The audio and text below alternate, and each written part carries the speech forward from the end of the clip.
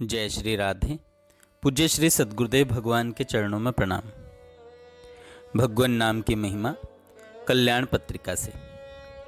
मनुष्य जब असाध्य व्याधियों से घिरकर पराधीन होकर मरण शैया पर सोता है, उस समय योग, यज्ञ, व्रत, तप, तीर्थ, स्नान, ध्यान, पाठ, पूजा, देव दर्शन आदि करने या किसी भी नियम के पालन की उसमें शक्ति नहीं रहती। ये सभी साधन उत्तम हैं, परंतु उस समय सामर्थ्य न होने के कारण उसके लिए सभी निरुपयोगी हो जाते हैं। उस विकट बेला में एक प्रभु का नाम ही उस दीन, हीन और सब तरह से अशक्त बने हुए जीव का एकमात्र सहारा होता है। जीव के अंत समय का सच्चा साथी वही है। अपने संसार के सगे संबंधी और स्नेही देह में आत्मा है तभी तक के साथी हैं। आत्मा जिस समय देह को त्याग कर जाता है, उस समय ऐसा कोई भी संबंधी नहीं है जो सहायता करने के लिए साथ चल सके। एक भगवान नाम ही उस समय सहायक हो सकता है। अतएव उस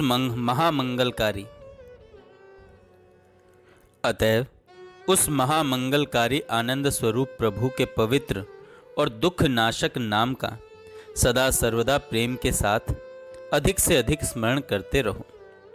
भगवान का नाम ही त्रिविध तापों से जले भुने मनुष्यों को शांति देने वाला है। वही दुख में डूबे हुए लोगों के लिए सुख का स्थान है।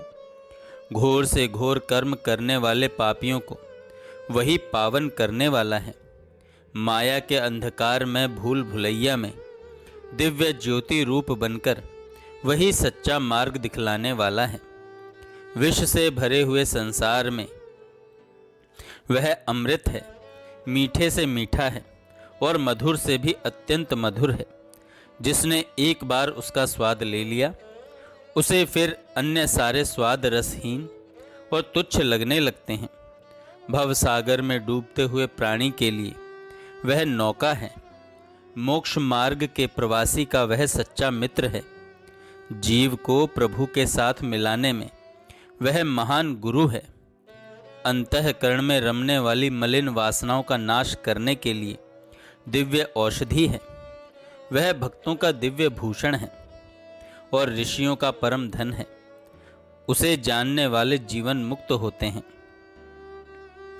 जयति जयति जगन मंगल हरि नाम, जयति जयति जगन मंगल हरि नाम।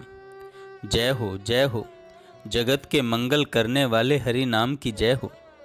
बारंबार उस जगत के मंगलकारी हरि नाम की जय जयकार हो, जय जयकार हो। एक बड़ा धनी सेठ था। उसके पास एक सीधा गरीब ग्रामीण ब्राह्मण एक बड़ा धनी सेठ था। उसके पास एक सीधा गरीब ग्रामीण रहा करता था। एक दिन सेठ ने उसे अपना डंडा दिया। उस भोले हंसमुख ग्रामीण ने पूछा, सेठ जी, मैं इसका क्या करूं?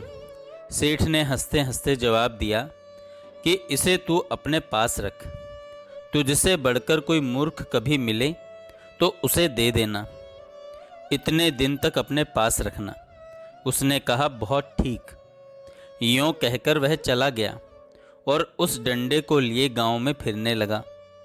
सेठ जब मिलता तब उससे पूछता, क्यों, क्या तुझे अपने से बढ़कर कोई मूर्ख अभी नहीं मिला? तब तो मैंने तुझको सबसे बड़ा मूर्ख समझकर सच्ची परख की है। इस तरह सेठ उसका मजाक उड़ाया करता। एक दिन सेठ बीमार पड़ा। एक दिन बीमारी बहुत बढ़ गई। मरने का समय नज़दीक मालूम पड़ने लगा। उस समय उस ग्रामीण ने आकर सेठ जी से पूछा, क्यों सेठ जी, क्या करते हो? सेठ जी ने कहा, अब तो चलने की तैयारी है। ग्रामीण ने कहा, लौटकर कब तक आओगे? सेठ बोला, भाई अब मुझे तो वहाँ जाना है जहाँ से कोई लौटकर नहीं आ सकता। ग्रामीण ने कहा, रास्ते का खर्च वगैरह सामान वगैरह साथ ले लिया है ना? सेठ ने कहा, भाई यहाँ का सामान वहाँ काम नहीं आता। मैंने धन तो बहुत कमाया था, परंतु इस जगत से मिली हुई